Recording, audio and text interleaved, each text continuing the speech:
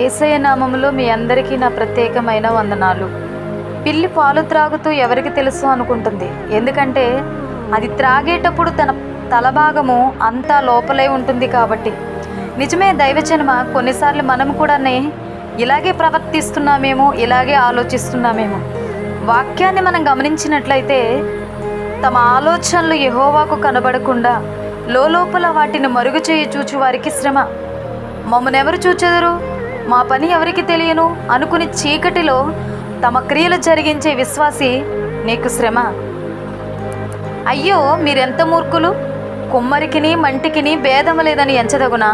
చేయబడిన వస్తువు దాన్ని చేసిన వారిని గూర్చి ఇతడు నన్ను చేయలేదనవచ్చునా?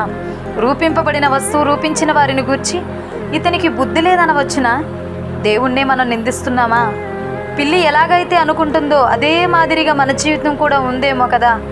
మనం చేసే ప్రతిదీ ప్రభువుకు కనబడడం లేదు, కనబడదులే అని మనల్ని మనం మోసం చేసుకుంటున్నాం.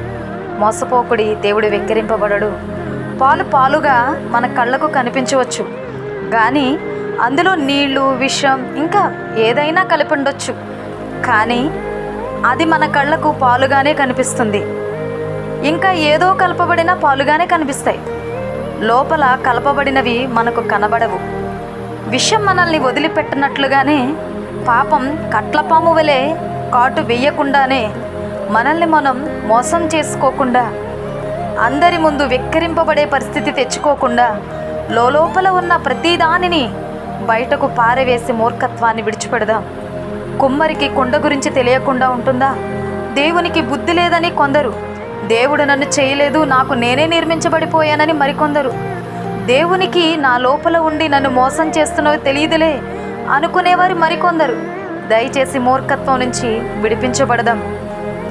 మనల్ని మనం మోసం చేసుకునే స్థితి నుంచి బయటికి వద్దాం. ప్రశ్నించే మనం ఆలోచనలోకి వెళ్దాం. అందరికీ praise the Lord. God bless you all.